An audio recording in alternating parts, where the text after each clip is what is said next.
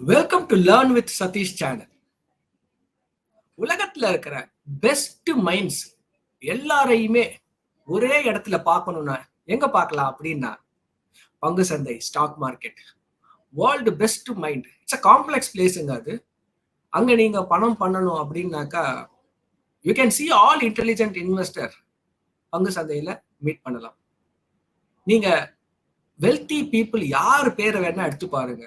Jeff Bezos, Elon Musk, mark Zuckerberg, நம்ம இந்தியாவில் இருக்கக்கூடிய mister Rakesh Jhunjhunwala, mister Narayanamurthy, mister Mukesh Ambani, இவங்க எல்லாருமே அவங்களோட பிசினஸ பங்கு சந்தையில லிஸ்ட் பண்ணி அந்த பங்குகள் மேல அப்ரிஷியேட் ஆகும்போது அதுல வர ப்ராஃபிட், அதுலதான் அவங்க நம்பர் 1 பணக்காரங்களா இருந்துட்டு இருக்காங்க. So stock market is a place to make money. ஈஸியா பணம் சம்பாதிக்கக்கூடிய ஒரு நல்ல பிளேஸ் அது. ஆனா அவ்வளோ ஈஸியான்னு பார்த்தாக்கா எதுலையுமே அவ்வளோ ஈஸியா இருந்துச்சுன்னாக்கா எல்லாருமே இன்னைக்கு ஸ்டாக் மார்க்கெட்ல காசை போட்டு பெரிய ஒரு பணக்காரர் ஆயிருப்பாங்களே. எதுக்கு ஸ்டாக் மார்க்கெட்ல நிறைய பேர் லாசஸ பாக்குறாங்கன்னாக்கா அதுல ஒரு சில சேலஞ்சஸ் இருக்கு, அதுல ஒரு சில எக்ஸ்பர்டைஸ் தேவைப்படுது.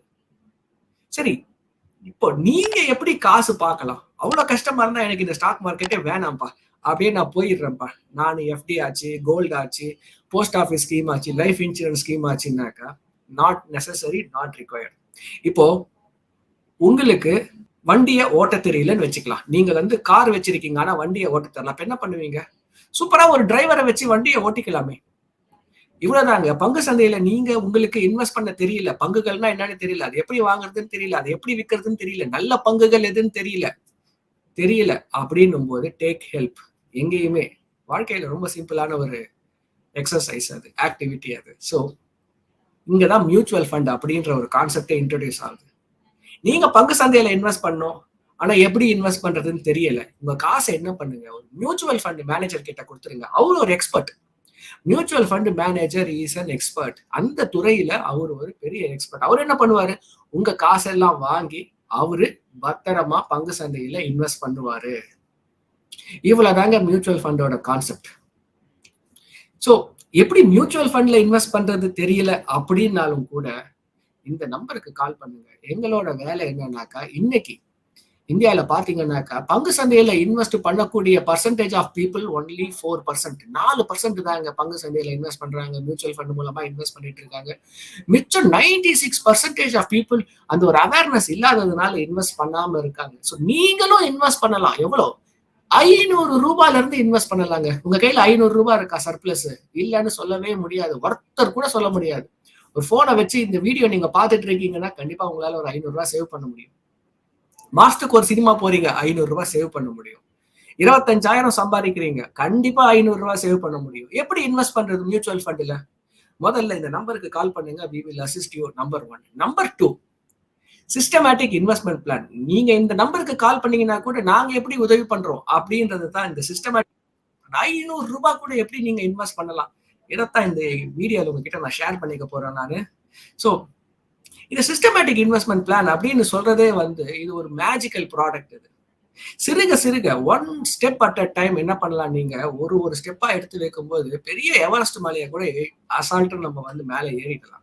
அதே மாதிரி மாதத்துக்கு ஏதோ உங்களால ஒரு முடிஞ்ச ஒரு காசை நீங்க இன்வெஸ்ட் பண்றீங்கன்னாக்கா அது என்ன ஆகும்னாக்கா அது கொஞ்சம் கொஞ்சம் கொஞ்சம் கொஞ்சமா மல்டிப்ளை ஆகிட்டே இருக்குங்க.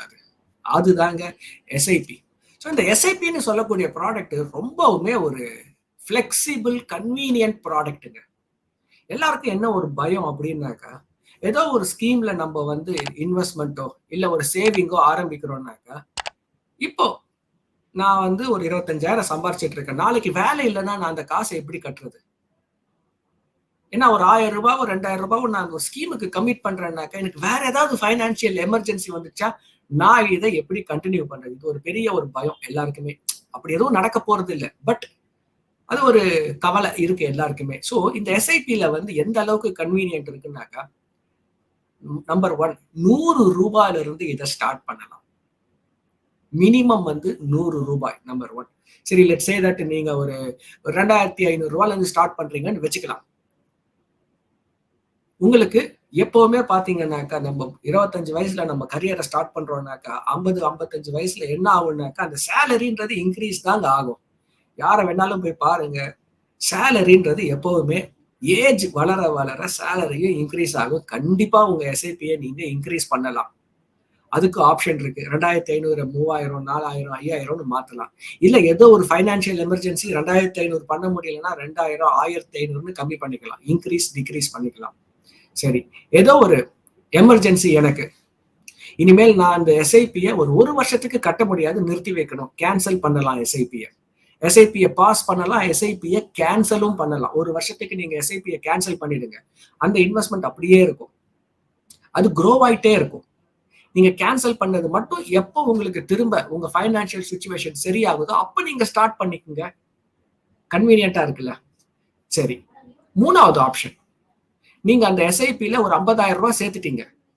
ஏதோ ஒரு ஃபைனான்சியல் எமர்ஜென்சி உங்களுக்கு ஒரு 25,000 தேவைப்படுது. 25,000 மட்டும் வித்ரா பண்ணுங்க. 10,000 தேவைப்படுது, 10,000 மட்டும் வித்ரா பண்ணுங்க. அதுவும் கம்ஃபர்டபுள். இல்ல எனக்கு என்டையர் 50,000 தேவைப்படுது, என்டையர் 50,000 வித்ரா பண்ணுங்க. எப்போ வேணாலும் வித்ரா பண்ணலாம். நீங்க 2வது மாசம் வித்ரா பண்ணலாம், 2வது வருஷம் வித்ரா பண்ணலாம், 20வது வருஷம் வித்ரா பண்ணலாம். ஸோ நீங்க கவலையே பட தேவையில்லை. எப்போ உங்களுக்கு ஃபைனான்சியல் எமர்ஜென்சியோ அப்போ வித்ரா பண்ணுங்க. சரி, இந்த எஸ்ஐபி எந்த அளவுக்கு உங்களுக்கு ஒரு வெல்த் கான்ட்ரிபியூட் பண்ணும், ஒரு லைவா நம்ம ஒரு கால்குலேஷனை பார்க்கலாம். அப்போ உங்களுக்கு ஈஸியா புரியும். இங்க பாருங்க, இப்போ இது ஒரு எஸ்ஐபி கால்குலேட்டர். இதுல எஸ்ஐபி அப்படின்றத சூஸ் பண்ணிட்டு நான் ஃபியூச்சர் வேல்யூ எஸ்ஐபி அப்படின்ற ஒரு கால்குலேட்டரை எடுத்துக்கிறேன் நான். ஸோ மந்த்லி எஸ்ஐபி லெட்ஸே ஒரு 2,500 ரூபாய்க்கு நீங்க வந்து எடுத்துக்கிறீங்க. நீங்க எஸ்ஐபி இயர் எப்பவுமே ஒரு லாங்கஸ்ட் டேர்ம் போடுங்க. எப்ப வேணா ஸ்டாப் பண்ணிக்கலாம்னு போது 30 வருஷத்துக்கு போட்டுக்குங்க. லாங் டேர்ம் ஆவரேஜ் ரிட்டர்ன் பங்கு சந்தையில எப்பவுமே 12% ஈஸியா கொடுக்குங்க. ஸோ 12ன்றது வந்து கண்டிப்பா ஒரு எடுத்துட்டு போகக்கூடிய ஒரு ரிட்டர்ன். 2வது சினாரியோவா நான் என்ன பண்றேன், 14% அப்படின்ற ஒரு சினாரியோவை வச்சிருக்கிறேன் நானு. ஸ்டெப் அப் அப்படி எதுவுமே பண்ணல. நீங்க 2,500 ரூபாய் அப்படியே இன்வெஸ்ட் பண்ணிக்கிட்டே வரீங்க அப்படின்னு பார்க்கலாம். ஃபர்ஸ்ட் சினாரியோ இது. Calculate, download now. ஸோ இதுல பாத்தீங்கன்னாக்கா 2,500 ரூபாய் 30 வருஷத்துக்கு நீங்க 12%ல நீங்க 2,500 ரூபாய் சேர்க்கும் போது 30 வருஷத்துல 77 லட்சம் ரூபாய் வருதுங்க. அண்ட் செகண்ட் சினாரியோ 14%ல 1,14 லட்சம் ரூபாய். என்ன நினைப்போம், 1 கோடி ரூபாய் சேர்க்கறது ரொம்ப கஷ்டம், அதெல்லாம் வந்து சேர்க்க முடியாது, அவ்வளவு காசை நான் எப்படி சேர்க்கறது? கண்டிப்பா முடியுங்க. 1 கோடி ரூபாய் 2,500 ரூபாய் மட்டும் நீங்க 30 வருஷம் சேர்த்து பாருங்க, உங்க கையில 1 கோடி ரூபாய் இருக்கு. சோ இது பாருங்களேன், மொத ஒரு 10 வருஷம் பாருங்க, நீங்க 2,500 ரூபாய் கட்டிட்டே வரீங்க. 10வது வருஷம் வரைக்கும் அது 6 லட்சம் தான் இருக்கு. 6,23,000 10வது வருஷத்துல இருந்து எப்படி பவர் ஆஃப் காம்பவுண்டிங் இன்க்ரீஸ் ஆகுதுன்னு பாருங்க. 20வது வருஷம் பாருங்க, 29 லட்சம் தான் இருக்கு. 6 லட்சத்துல இருந்து 29 லட்சம் ஆகுது. அதே நீங்க 30வது வருஷம் பாருங்க, 1,14 லட்சம். 6, 30, 1,14. இந்த லாஸ்ட் ஒரு 10 இயர்ஸ் தாங்க ஒரு பெரிய ஒரு ரிட்டர்ன் காம்பவுண்டிங்ல உங்களுக்கு கொடுக்கும். ஸோ எஸ்ஐபியை மட்டும் நீங்க வந்து எந்த அளவுக்கு லாங் டேர்ம் ஃபிக்ஸ் பண்ண முடியுமோ ஃபிக்ஸ் பண்ணி இன்வெஸ்ட் பண்ணுங்க. கண்டிப்பா ஒரு பிரமாதமான ஒரு ரிட்டர்ன். சின்னதா சேர்க்க ஆரம்பிங்களேன், அது உங்களுக்கு பெரிய ஒரு ரிட்டர்னை கொடுக்கும். கன்சிஸ்டன்டா, டிசிப்ளின், இது 2 இம்பார்ட்டன்ட். Consistent discipline.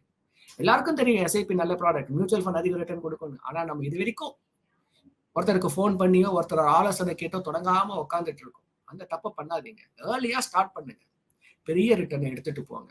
இதுலயே இன்னொரு மெத்தட், ஸ்டெப் அப் மெத்தட் அப்படின்னு சொல்லக்கூடியது, அதையும் நான் காமிச்சிடுறேன் உங்களுக்கு. ஸோ எஸ்ஐபியில வந்து திரும்ப கிளிக் பண்றோம், ஃபியூச்சர் வேல்யூ எஸ்ஐபி. இப்போ நான் ஸ்டெப் அப் உங்களுக்கு செஞ்சு காமிக்கிறேன். அதே 2,500 ரூபாய் 30 வருஷம், 12ல 1, 14ல 1. ஸ்டெப் அப் நீங்க 10% நீங்க வருடம் நீங்க வந்து அதை இன்க்ரீஸ் பண்றீங்கன்னு வச்சுக்கலாம். 10% 2,500 ரூபாய்னா 2,500ல 10%ன்றது 250 ரூபாய். அடுத்த வருஷம் உங்க எஸ்ஐபி 2,500ல 2,750. அந்த மாதிரி 10% நீங்க வந்து இன்க்ரீஸ் பண்ணீங்கன்னாக்க எவ்வளவு ரிட்டர்ன்ஸ் வருதுன்னு பாருங்க. நீங்க இதுல பாத்தீங்கன்னாக்கா அதுல 1,14,00,000 வந்ததுல. இதுல பாருங்க. சோ ஸ்டெப் அப் மெத்தட்ல நீங்க பண்ணும்போது 2,69,00,000 அப்படியே டபுள்ங்க. மோர் தென் டபுள் ஸ்டெப் அப்ல பாத்தீங்கன்னாக்கா 1.14 crore-க்கும் 2.69 crore-க்கும் ஒரு பெரிய வித்தியாசம். இது என்ன நீங்க 10% தானே இன்க்ரீஸ் பண்றீங்க. சோ நீங்க ஒரு வெல்த்தை சேர்க்கணும் அப்படின்னாக்கா இந்த மாதிரி ஒரு எஸ்ஐபின்ற ஒரு ப்ராடக்டை ஸ்டார்ட் பண்ணுங்க. கண்டிப்பா நல்ல ஒரு வெல்த்தை கிரியேட் பண்ணலாம். ஸோ இந்த வீடியோல ஸ்டாக் மார்க்கெட்னா என்னன்னு பாத்தீங்க, மியூச்சுவல் ஃபண்ட்னா என்னன்னு பாத்தீங்க, எஸ்ஐபினா என்னன்னு பாத்தீங்க. ஏதோ புதுசா ஒரு விஷயத்த கத்துக்கிட்டு இருக்கீங்கன்னாக்கா லைக் பட்டனை கிளிக் பண்ணுங்க, கமெண்ட் பண்ணுங்க. நீங்க கத்துக்கிறது உங்களுக்கு யூஸ்ஃபுல்லா இருக்குன்னா சேனலை சப்ஸ்கிரைப் பண்ணுங்க. இன்னொரு வீடியோல இன்னொரு இன்ட்ரெஸ்டிங் இன்ஃபர்மேஷனோட மீட் பண்றேன். See you. Bye bye.